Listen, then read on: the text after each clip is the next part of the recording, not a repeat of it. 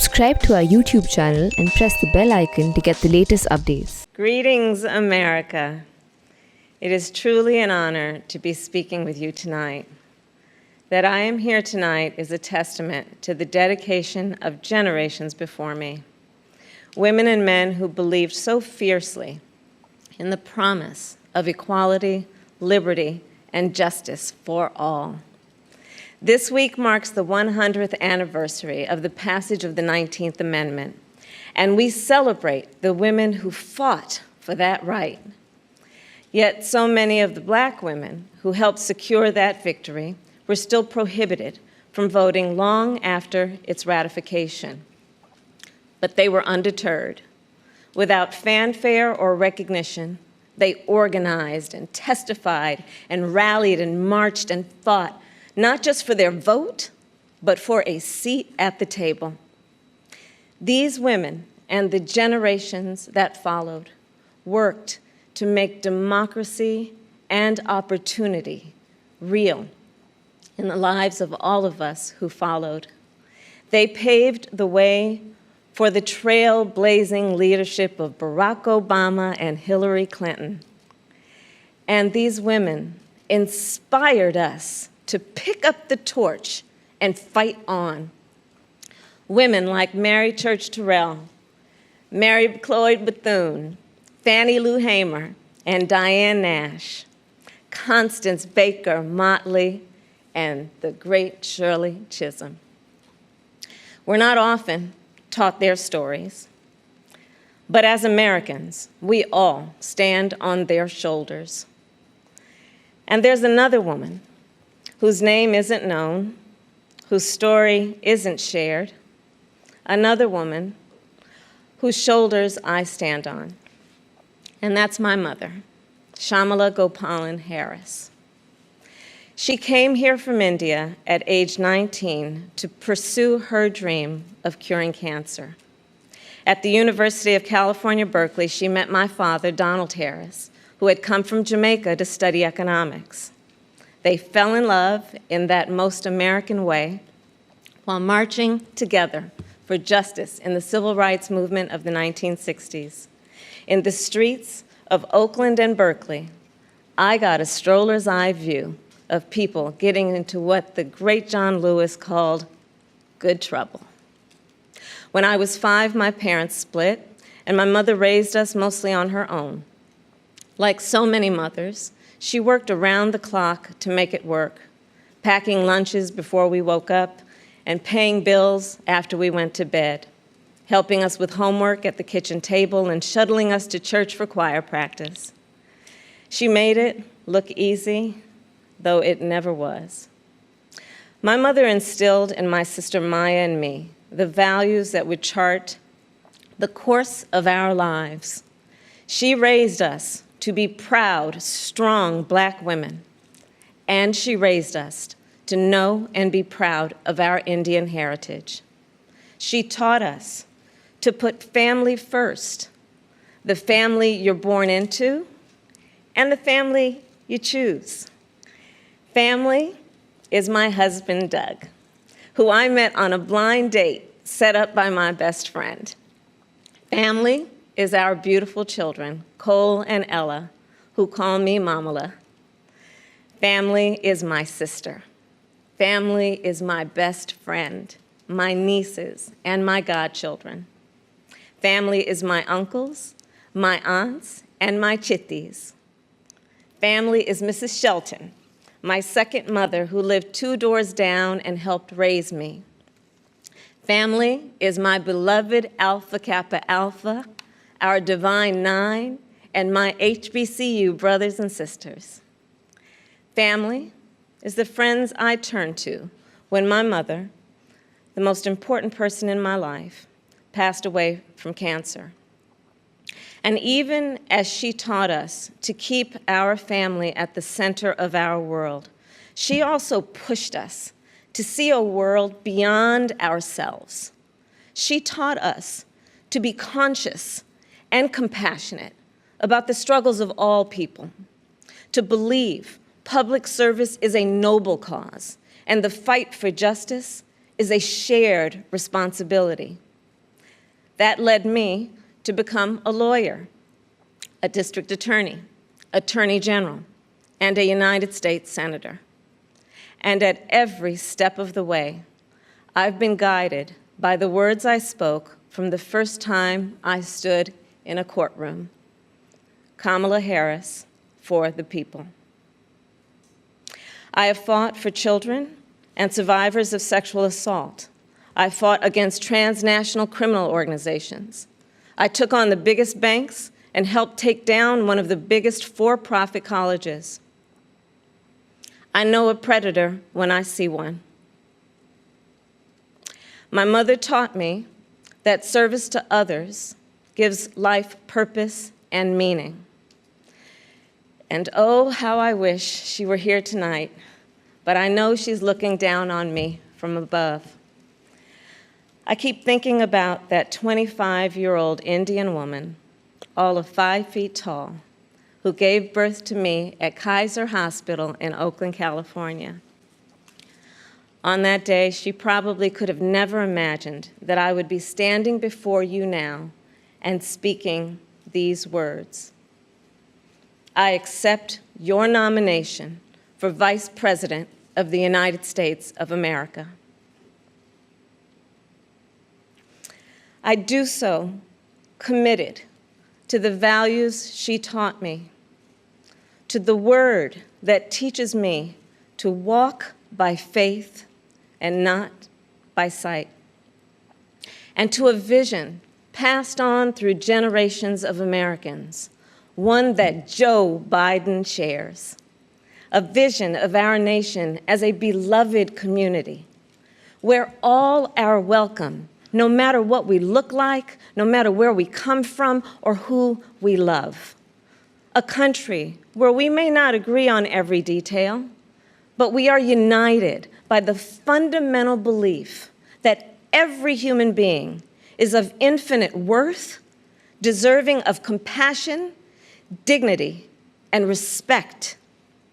A country where we look out for one another, where we rise and fall as one, where we face our challenges and celebrate our triumphs together.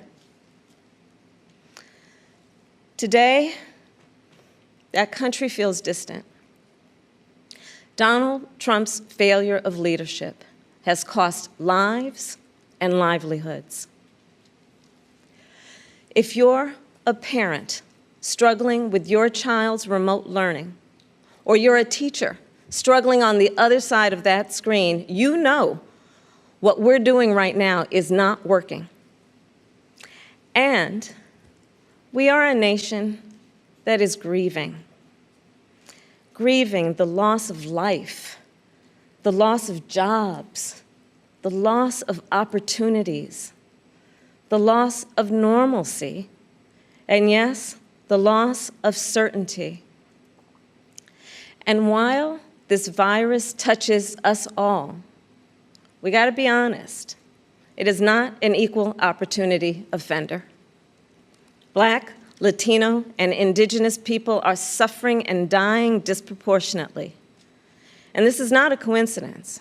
It is the effect of structural racism, of inequities in education and technology, healthcare and housing, job security and transportation, the injustice in reproductive and maternal health care, in the excessive use of force by police, and in our broader criminal justice system.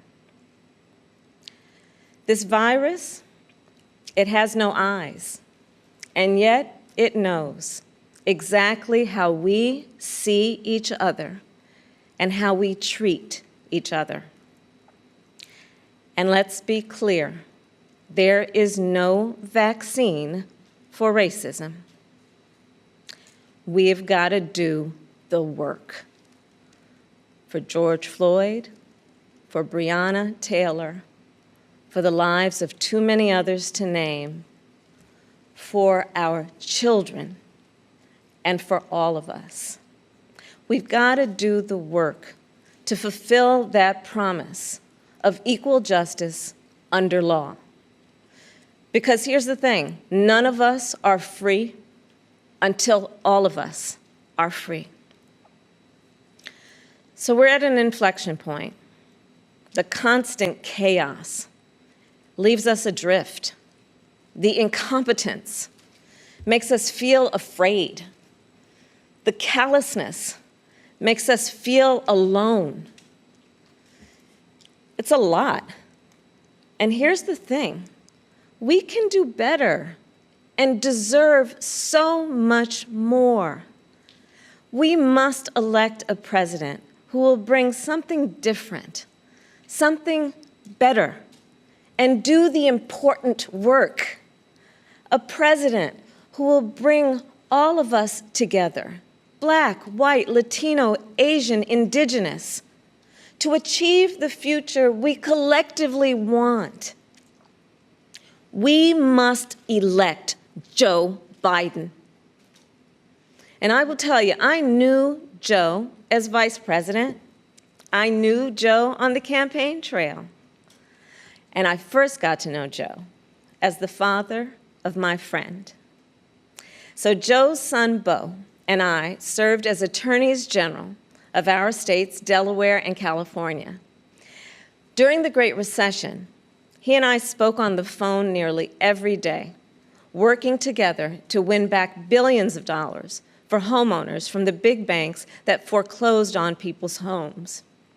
And Beau and I, we would talk about his family, how as a single father, Joe would spend 4 hours every day riding the train back and forth from Wilmington to Washington. Beau and Hunter got to have breakfast every morning with their dad. They went to sleep every night with the sound of his voice reading bedtime stories. And while they endured an unspeakable loss, those two little boys always knew that they were deeply, unconditionally loved. And what also moved me about Joe is the work that he did as he was going back and forth. This is the leader who wrote the Violence Against Women Act and enacted the assault weapons ban, who as vice president implemented the Recovery Act, which brought our country back from the Great Recessions. He championed the Affordable Care Act, protecting millions of Americans with pre-existing conditions, who spent decades promoting American values and interests around the world. Joe, he believes we stand with our allies and stand up to our adversaries. Right now, we have a president who turns our tragedies into political weapons. Joe will be a president who turns our challenges into purpose. Joe will bring us together to build an economy that doesn't leave anyone behind, where a good-paying job is the floor, not the ceiling. Joe will bring us together to end this pandemic and make sure that we are prepared for the next one. Joe will bring us together to squarely face and dismantle racial injustice, furthering the work of generations. Joe and I believe that we can build that beloved community, one that is strong and decent, just and kind, one in which we can all see ourselves.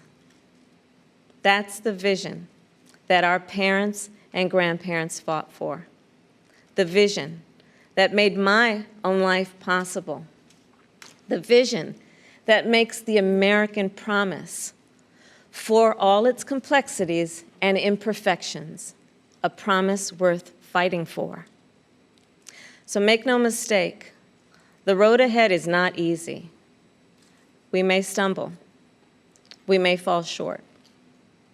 But I pledge to you that we will act boldly and deal with our challenges honestly.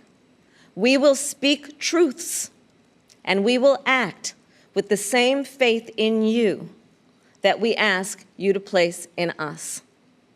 We believe that our country, all of us, will stand together for a better future. And we already are. We see it in the doctors, the nurses, the home health care workers, and frontline workers who are risking their lives to save people they've never met. We see it in the teachers and truck drivers, the factory workers and farmers, the postal workers and poll workers, all putting their own safety on the line to help us get through this pandemic. And we see it in so many of you who are working, not just to get us through our current crisis, but to somewhere better. There's something happening all across our country. It's not about Joe or me. It's about you. And it's about us. People of all ages and colors and creeds who are, yes, taken to the streets, and also persuading our family members, rallying our friends, organizing our neighbors, and getting out the vote. And we have shown that when we vote, we expand access to health care and expand access to the ballot box and ensure that more working families can make a decent living. And I'm so inspired by a new generation.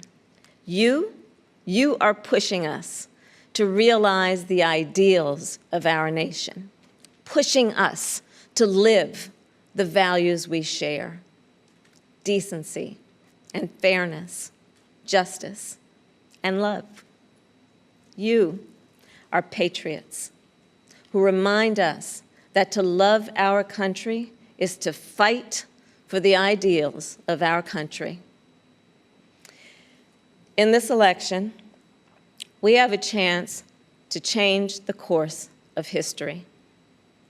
We're all in this fight. You, me, and Joe, together. What an awesome responsibility. What an awesome privilege. So let's fight with conviction. Let's fight with hope. Let's fight with confidence in ourselves and a commitment to each other, to the America we know is possible, the America we love. And years from now, this moment will have passed, and our children and our grandchildren will look in our eyes, and they're going to ask us, where were you when the stakes were so high? They will ask us, what was it like? And we will tell them. We will tell them not just how we felt, we will tell them what we did.